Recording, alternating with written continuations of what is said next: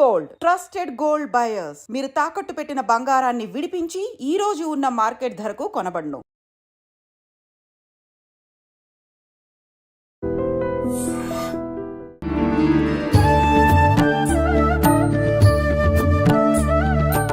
నమస్కారం, welcome to I dream. ధర్మ మార్గం విత్ విజిత కార్యక్రమానికి స్వాగతం. ప్రస్తుతం మనతో పాటు ఉన్నారు ప్రముఖ జ్యోతిష వాస్తు పండితులు అన్నవరపు తిరుపతి మూర్తి అవధాని గారు. ఇప్పుడు వారితో మాట్లాడి మరిన్ని విషయాలు తెలుసుకుందాం. నమస్కారం గురుగారు. ఓం శ్రీ మహాగణాధిపతయే నమః. గురుగారు, మార్చి 29న అమావాస్య, షష్ఠగ్రహ కూటమి అని చెప్తున్నారు. దానివల్ల అంటే కొంతమంది ఏమో పాజిటివ్గా కూడా మంచి జరుగుతుంది అని, కొంతమంది నెగిటివ్ మాత్రమే జరుగుతుంది, ఈ ప్రభావం ఒక 6 నెలల పాటు ఉంటుంది అని చెప్పి, ప్రత్యేకించి కొన్ని రాశుల వారికి, కొన్ని నక్షత్రాల వాళ్ళకి ఎక్కువ ప్రభావం ఉంది అని చెప్తున్నారు. ఇంకొకటి కరోనా కన్నా కూడా భయంకరమైన వైరస్ ఒకటి రాబోతోంది అని చెప్తున్నారు. ఇవన్నీ అంటే ఎలా తీసుకోవాలి? ఒక మూఢనమ్మకంగా ఏదో వాళ్ళ నోటికి వచ్చింది చెప్తున్నారు అన్నట్టుగా తీసి పారేయొచ్చా, లేదంటే నిజంగా మనం జాగ్రత్త పడాల్సిన అవసరం ఉందంటారా? ఇందులో మూఢనమ్మకము ఉంది, నమ్మవలసిన పరిస్థితి ఉంది. 6 నెలలు అనే మాట అబద్ధము, మే 31 అన్నమాట నిజం. మే 31 వరకే అంటే 2 నెలలు సుమారుగా. అంటే ఇది ఎలా ఉంటుందంటే అమ్మా, వినే వాళ్ళకి ఏదో చెబుతున్నారులే, చెప్పే వాళ్ళకి ప్రాణ సంకటం అమ్మా. ఒక్కొక్క విషయాన్ని వివరించాలి, దాన్ని అర్థమయ్యేలా చెప్పాలి అంటే ప్రాణాలు పోతాయి. ఎలా అంటే షష్ఠగ్రహ కూటమి ఉన్నమాట వాస్తవం. ఏదో అమావాస్య రోజు నాడు షష్ఠగ్రహ కూటమి వచ్చింది కాబట్టి ఏదో అనర్థాలు జరుగుతాయనే మాట అబద్ధం. షష్ఠగ్రహ కూటమి వాస్తవం. కాకపోతే మర్నాడు ఉగాది. ఆ యుగాదికి గ్రహగతులలో, నవనాయకులలో అంటే 9 గ్రహాలలో 6 గ్రహాలు పాపగ్రహాలు, 3 గ్రహాలు శుభగ్రహాలు. ఆ శుభగ్రహాలకి బలం లేదు, పాపగ్రహాలకి మితిమీరిన బలం కారణం చేత ఈ షష్ఠగ్రహ కూటమి అనేటువంటిది 18 నక్షత్రాల వారిని కుదిపేస్తుంది అనేటువంటి మాట నిజం. ఓకే. అయితే నక్షత్రాల వారిని అని అంతం కన్నా 18 నక్షత్రాలకు 28 నక్షత్రాలు అభిజిత్తుతో కలిపి, అందులో 18 నక్షత్రాలకు శాంతి అనేటువంటిది చెప్పడం సమంజసం. అంటే ఇది ఖగోళానికి సంబంధించిన విధానం కాబట్టి 18 నక్షత్రాలు అనేటువంటి మనం ప్రధానంగా నక్షత్రాన్ని తీసుకుంటే ఒక 80% జనాలు ఆ 18 నక్షత్రాలలో ఉంటారు. కాబట్టి ఆ 18 నక్షత్రాల్లో ఎవరైతే ఉన్నారో అందులో స్త్రీలకు ఇబ్బంది ఒక మోస్తరు ఎక్కువగా, పురుషుల కన్నా స్త్రీలకు ఒక మోస్తరు ఎక్కువగా సమస్యలు ఉత్పన్నం అవుతాయి అనేటువంటిది నిజం.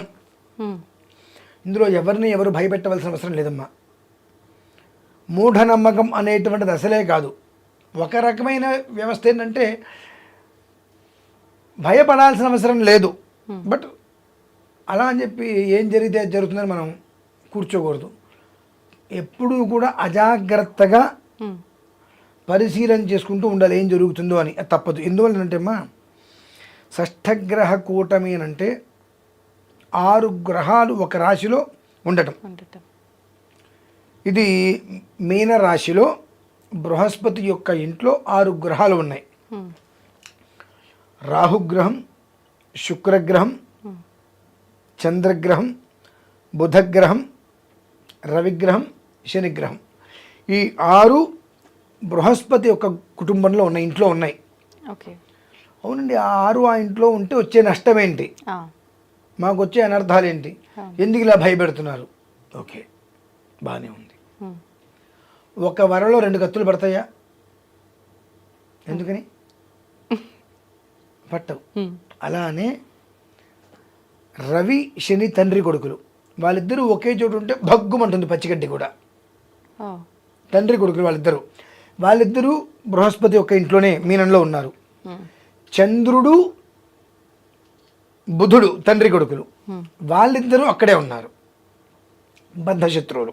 ఓకే. గురువు బుధుడు తండ్రి కొడుకులు, ఆ గురువు ఇంట్లోనే బుధుడు ఉన్నాడు, శత్రువులు. చంద్రుడు బృహస్పతి శత్రుత్వం, ఆ చంద్రుడు వెళ్ళి బృహస్పతి ఇంట్లో ఉన్నాడు. మరి ఇక్కడ ఏమనుకోవాలంటే శుక్రుడు గురువు శత్రువులు, శుక్రుడు వెళ్ళి శుక్రుడి ఇంట్లో ఉన్నారు, బృహస్పతి ఇంట్లో ఉన్నాడు. మరి ఇన్ని ఉన్నప్పుడు దాని యొక్క ప్రభావం పడుతుంది అనడంలో ఏదైనా తప్పుందా? లేదు, పడని వాళ్ళిద్దరు ఒక దగ్గర ఉంటే బీభత్సమే. ఎలాంటి పరిస్థితులలో కూడా 6 పాపగ్రహాలకి విపరీతమైనటువంటి బలంతో నిలబడి ఉన్నప్పుడు దాని యొక్క ప్రభావం మొత్తం అందరినీ కట్టి కుడిపేస్తుందమ్మా. అందులో ఎలాంటి సందేహము లేదు. అందులోనూ కూడా ఈ 6 గ్రహాలు చెప్పాం కదమ్మా. ఇప్పుడు ఈ 6 గ్రహాలకి సంబంధించినటువంటి 18 నక్షత్రాలు ఉన్నాయి. ఆ 18 నక్షత్రాల్లో జన్మించినటువంటి ఆడవారు మాత్రం తస్మాత్ జాగ్రత్త. అంటే ఎటువంటి విషయాల్లో జాగ్రత్త తీసుకోవాలి? ఇది అది అని కదమ్మా. మే 31 వరకు ప్రతి విషయమునందు ఆచితూచి వ్యవహరించడం చాలా మంచిది. ఎందువల్లనంటే అంతా మనం అనుకున్నట్టే జరుగుతుంది అనుకుంటాం, తెల్లవారేటప్పటికి ఒక్కసారిగా మొత్తం రివర్స్. అందులో భరణి, బుబ్బ, పూర్వాషాఢ, రోహిణి, హస్త, శ్రవణం, ఆశ్లేష, జ్యేష్ఠ, రేవతి ఈ 9 నక్షత్రాల వారు బహు ప్రమాదాన్ని గత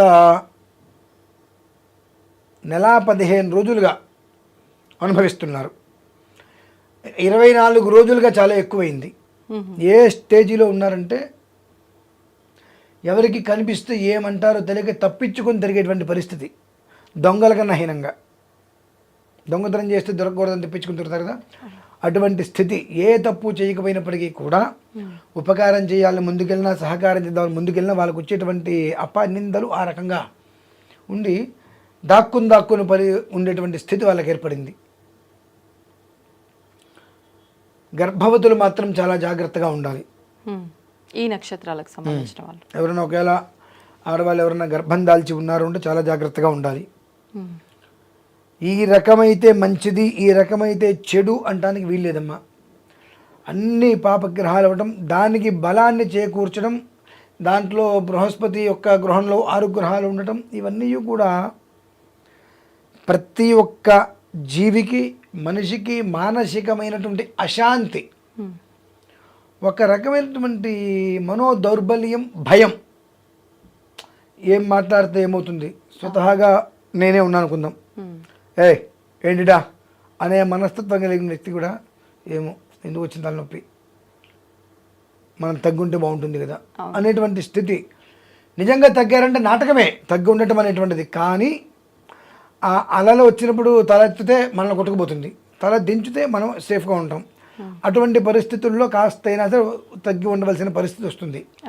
కానీ కర్మ ప్రార్థం ఏంటంటే ఇటువంటి పరిస్థితులలో నువ్వెంత అనేటువంటి స్థితిని తీసుకొస్తుంది. ఇంకా ఇది దెబ్బకి దెబ్బ చూద్దామన్నట్టుగా. కానీ ఏమాత్రం మనం అజాగ్రత్తతో అప్రయత్నంగా కొన్ని పనులు కనుక చేస్తే చాలా ఇబ్బందులు పడతాం. కాబట్టి అతి చాకచక్యంగా జాగ్రత్తగా ఉండటము అనేటువంటిది వీళ్ళకి చాలా అంటే చాలా అవసరం. కాదుకూడదంటే దెబ్బలు తింటారు పాపం.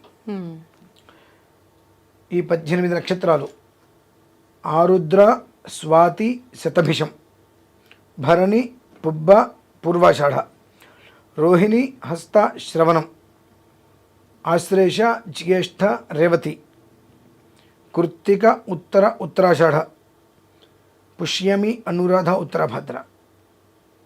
ఇవి మొత్తం 18 నక్షత్రాలు. జాగ్రత్తగా ఉండాల్సి 18 నక్షత్రాల్లో జన్మించినటువంటి పురుషుల కన్నా స్త్రీలే జాగ్రత్తగా ఉండాలమ్మా. ఎందువల్లనంటే పురుషుడు అనేటువంటి వాడికి ఏదైనా చిన్న సమస్య వస్తే ఒకరోజు అడ్డం పడితే పెద్ద సమస్య ఏమి ఉండదు. కానీ ఆ స్త్రీ ఇంట్లో కనుక కాస్త అడ్డం పడితే ఆ కుటుంబం అనేటువంటిది నిలబడడానికి టైం పడుతుంది అన్ని రకాలుగా. కాబట్టి వాళ్ళు సరే వెనక ముందు ఆలోచించుకుంటూ అన్ని రకాలుగా జాగ్రత్తలు పాటిస్తే కుటుంబం అనేటువంటిది మే 31 వరకు బ్యాలెన్స్డ్గా మాత్రం అవ్వటం కష్టం.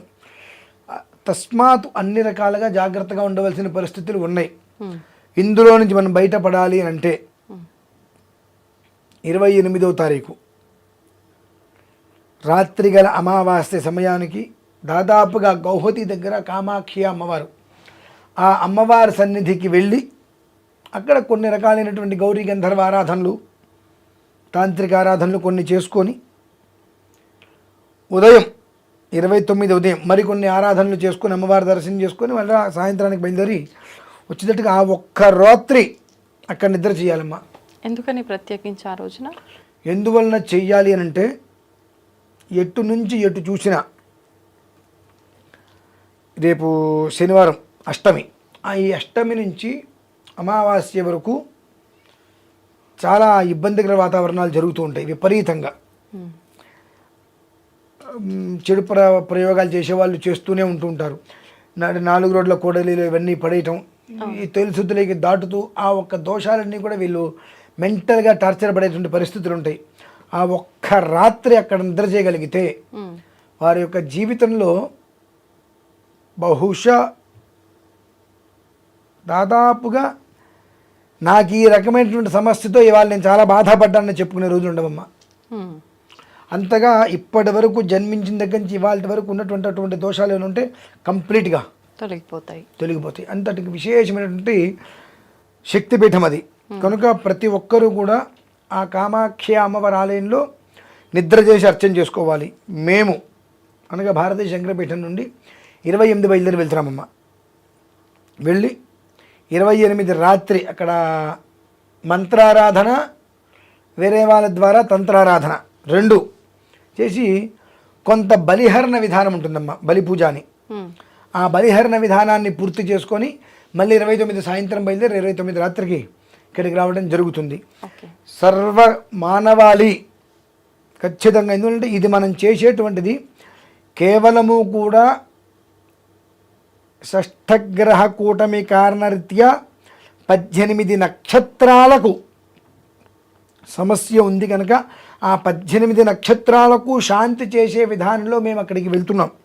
అదే 18 నక్షత్రాలు ఎంతోమందికి ఆపాదించి ఉంటాయి కాబట్టి ఆ ప్రభావం అనేటువంటిది వారందరూ కూడా పడేటువంటి స్థితి చాలా ఘనంగా గట్టిగా కనిపిస్తుంది. కాబట్టి వారందరూ అందులోంచి పూర్తిగా బయటపడాలి అనుకున్నప్పుడు అక్కడికి ప్రత్యక్షంగా మాతో బయలుదేరి రావటమా, పరోక్షంగా ఆ ఒక్క క్రతువు చేయించుకోవటమా చేసుకోగలిగితే, ఆ బలి పూజ బలిహరణ అనేటువంటిది చేసుకోగలిగితే అందులోంచి ప్రశాంతంగా బయటపడి అమ్మయ్య అని 45% బయటపడతారమ్మా. అంతకుమించి ఎక్కువ పడరు.